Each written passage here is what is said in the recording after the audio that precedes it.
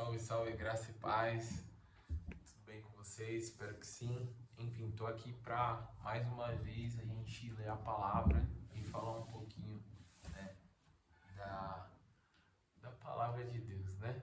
Enfim, esses dias eu estava lendo, né, Mateus 9 e me deparei com uma situação que eu acredito que possa ter já passado na sua cabeça sobre isso, né?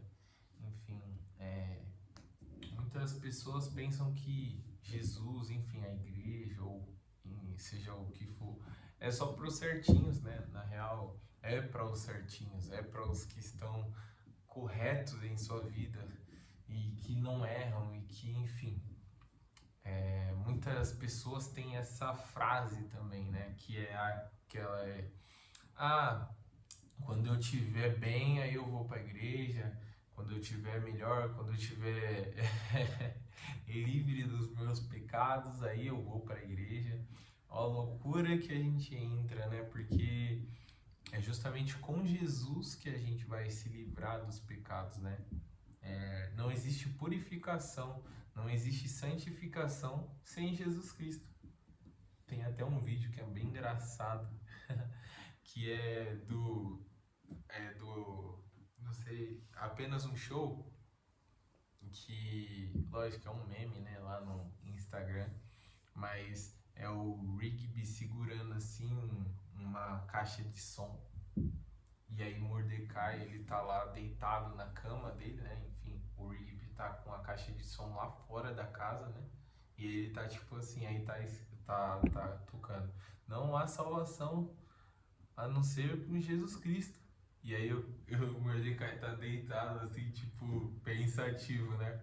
E aí tá escrito assim: quando o seu irmão é, começa a se afastar da igreja, enfim, e aí você precisa lá alertar ele novamente. Enfim, é engraçado.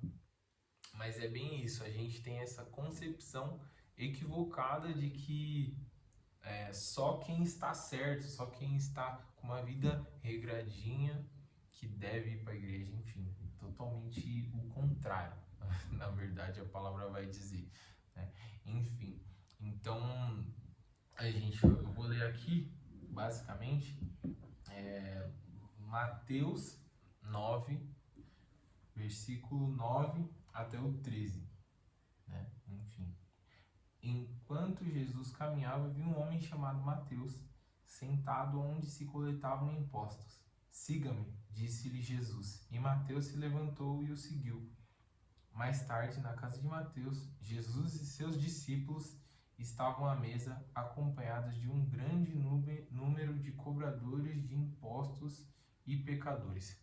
Eu vou parar por aqui para dar um adendo que cobradores de impostos para os judeus era um povo repugnante. Por quê? Porque os cobradores de impostos eram pessoas que estavam cobrando o seu próprio povo, né? Então, tipo, esse tipo de pessoa era muito odiado pelos judeus, porque imagine, você do mesmo povo, né? E aí o cara vai e vira meio que a casaca, né? Começa a jogar agora com Roma e cobrar eu, sabe? É tipo muito triste, é considerado um traidor dentro do povo judeu. Então, já para ter essa concepção aí, já imagine um ódio já bem intrínseco ali no coração do judeu sobre os cobradores de impostos. Então, aí Jesus está ali, né, reunido com essas pessoas. E Jesus era um judeu. E olha que loucura, ele tá ali no meio e aí, tipo, vai entrar agora essa parte aqui. Quando os fariseus viram isso, perguntaram aos discípulos: por que seu mestre come com cobradores de impostos e pecadores? Né? Então, por que ele anda com esse tipo de pessoa que seria totalmente contra o que, sabe, aquilo, né, olho por olho, dente por dente, vingança, né, que deveria estar ocorrendo ali no coração tanto de Jesus ali, mas ele pega e dá uma resposta maravilhosa aqui que vai ser uma reflexão para nós. Jesus ouviu o que disseram e respondeu: as pessoas saudáveis não precisam de médico, mas sim os doentes. E acrescentou: agora vão e compreendam, vão e aprendam o significado desta passagem das Escrituras. Quero que demonstrem misericórdia e não que ofereçam sacrifício, pois não vim para chamar os justos, mas sim os pecadores. Então aqui vai mostrar um pouco do que seria essa vida cristã, que é justamente não oferecer sacrifício, mas sim viver uma vida de misericórdia diante das pessoas. Então eu como um pecador me humilho, né? Me humilho no sentido de que, tipo, eu sei que em mim não há justiça alguma, então eu preciso ir à igreja, eu preciso ser acompanhado, eu preciso de pessoas mais maduras que eu para me auxiliar na minha vida, na minha jornada, na minha caminhada, né? Antigamente era muito comum pessoas terem mestres, né? Mentores, pessoas que iriam ali direcionar. Hoje em dia até tá voltando um pouco com isso, né? Com a ideia do coach, com a ideia das mentorias por aí, né? Mas são mentorias normalmente direcionadas para algo específico. Não que isso seja ruim, mas normalmente uma mentoria financeira, uma mentoria de performance, enfim. Mas isso aqui que eu tô falando é discipulado, né? Enfim, é uma vida mesmo de você formar Cristo naquela pessoa.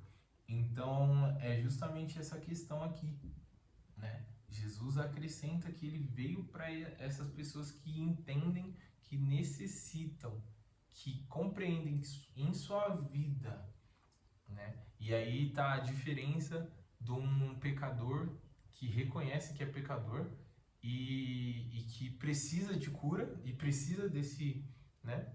E a diferença do fariseu que acha que é puro, que acha que enfim, que não precisa, né?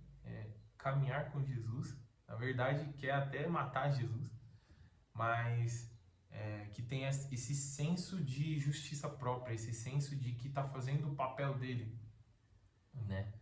Quando na verdade você deve se achegar a Jesus cada vez mais para que Ele te santifique, para que Ele te purifique, para que Ele faça a obra que precisa ser feita no seu coração. Então, basicamente é isso, é uma vida de permanência em Cristo, de caminhada com Cristo. Então, para tirar as nossas dúvidas, não, você não precisa ser perfeito para ir para a igreja. Na verdade, você tem que compreender isso, que você não é perfeito, e ir para a igreja com o coração aberto, com essa intenção de aprender, sabe? Então, é muito interessante essa questão, né? Porque Mateus ali era rejeitado, Mateus ele não era bem visto pela sociedade. É basicamente isso, né?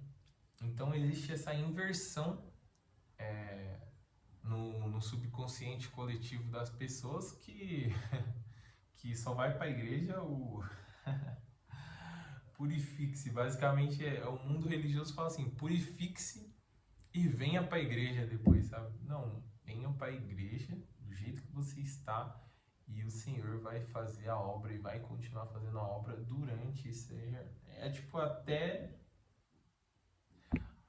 o fim, tá ligado? Nunca vai ter o seu corpo até ser glorificado, enfim, você nunca vai estar perfeito, tá ligado? Você vai estar se santificando todos os dias, né? Então, basicamente, eu também já achei já tive essa perspectiva, né? Essa perspectiva de que eu tenho que ser santo para depois ir para a igreja. Eu eu tenho que me purificar, aí depois eu vou para a igreja. Eu já tive essa perspectiva, né? Muitas pessoas já tiveram, mas não, que é justamente o que vai falar aqui na palavra novamente, eu vou reforçar, que é que eu quero que demonstre misericórdia e não que ofereça um sacrifício. Ou seja, eu quero que você entenda que você precisa de misericórdia e que você, por entender que precisa, você também oferece misericórdia e não que você fique tentando, na força do seu braço, ou seja, no sacrifício, ser santo, né? Ser santo no sentido de, eu vou tentar ser santo e depois eu vou para a igreja. Não. Então é isso, galera. Espero que ajudem vocês, a nós como um todo, né? Que todo dia isso renove na minha vida também. E é isso. Tamo junto. Fiquem com Deus. É nóis.